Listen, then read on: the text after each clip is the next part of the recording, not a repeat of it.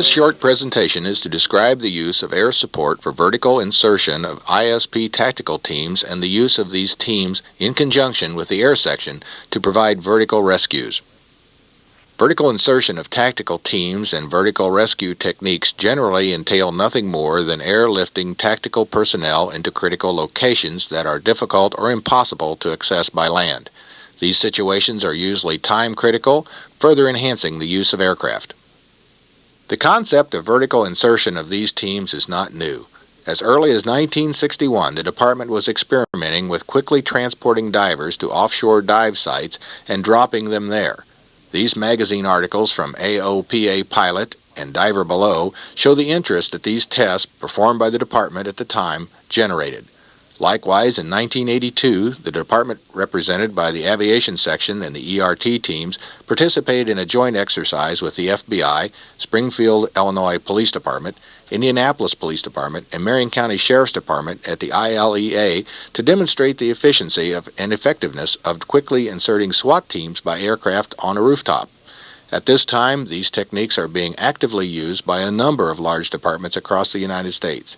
The Detroit Police Department, Los Angeles Police Department, Oklahoma City PD, United States Customs, DEA, and the Broward County Sheriff's Office are but a few of the notable agencies actively utilizing air support in placing tactical teams in difficult locations rapidly and safely.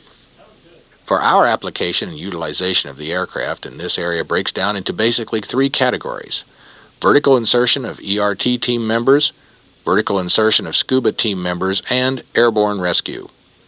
Use of the aircraft at ERT callouts and vertical insertion of ERT team members has the potential of greatly enhancing the effectiveness of the ERT in dealing with some difficult situations. First, the aircraft can significantly increase the speed at which an initial assessment is made of the scene.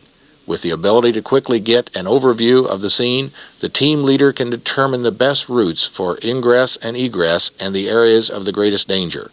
If a video camera is available, the team leader can film the scene to brief his team prior to approaching the location. Once the situation is assessed, the aircraft can provide rapid placement of the team members in strategic locations utilizing the vertical insertion techniques. Using this method, the team members are transported externally on the helicopter, standing on the skid gear and securely fastened to the aircraft using a system of straps and carabiners. This external system enables the aircraft to transport the entire team, which cannot be done internally, and also allows for more rapid egress from the aircraft. Also, with only minor modifications, this allows for rooftop deployment and airborne rescues. This technique can be of great value in a number of situations. Many of the farms and residents in our state are in a very remote locations and are difficult to approach using available cover. In these instances, the team can be quickly dropped to a point from which they can approach the scene without exposing themselves needlessly, or can be distributed around a building or property. An additional capability of vertical insertion is that of placing team members on the roof of a building. This can be very beneficial in circumstances where multi-story buildings are involved. Often in these circumstances, it is advantageous to have the ability to locate team members on the roof. Generally, this is very difficult or impossible without the use of vertical insertion. The aircraft can be used in a number of other ways in the ERT operations. During night operations, the aircraft can be used to illuminate the area for the team, or using the thermal imager can be used to survey the area to ensure that there are no potential assailants in the area that are not known to the team. Occasionally, the aircraft will be used to provide a diversion while the team makes their approach.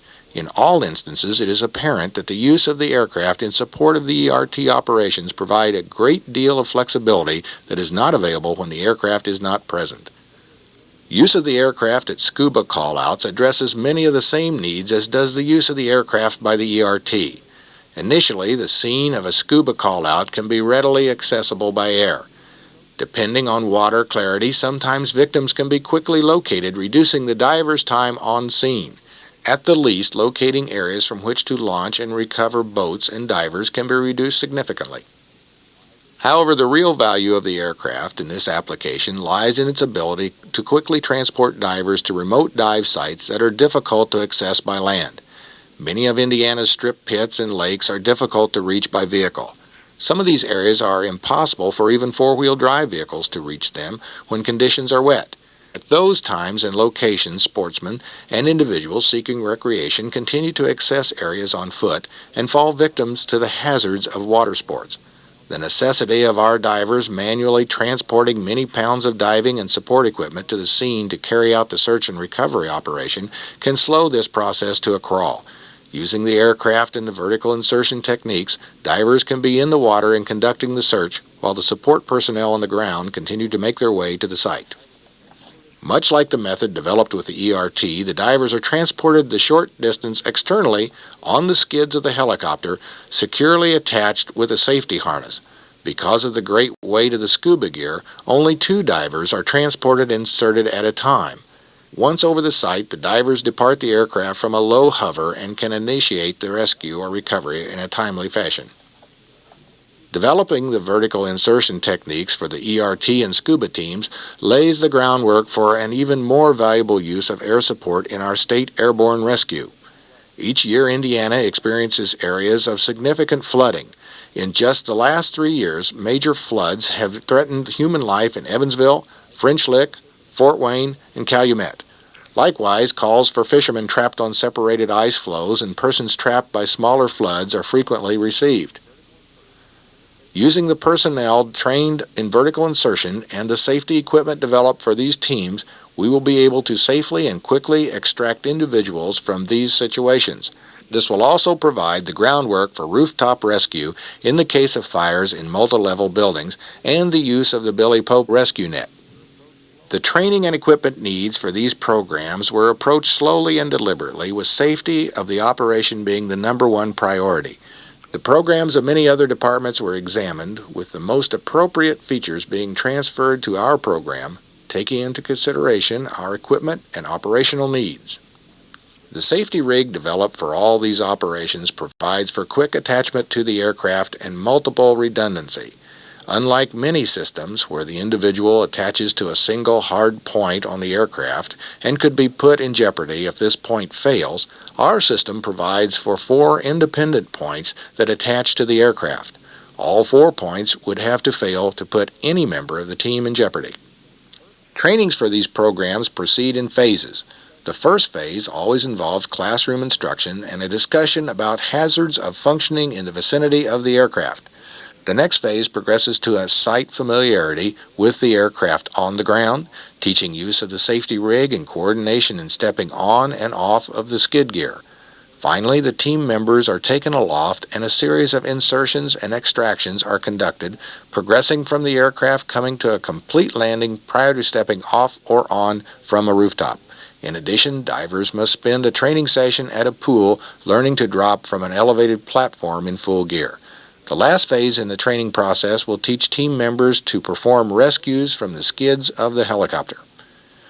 Although not new in concept to the Indiana State Police, use of vertical insertion for our tactical teams will be a new application for the department in contemporary times. We believe that it will provide a significant tactical advantage to us as we strive to provide the citizens of our state with only the best of public service for the future.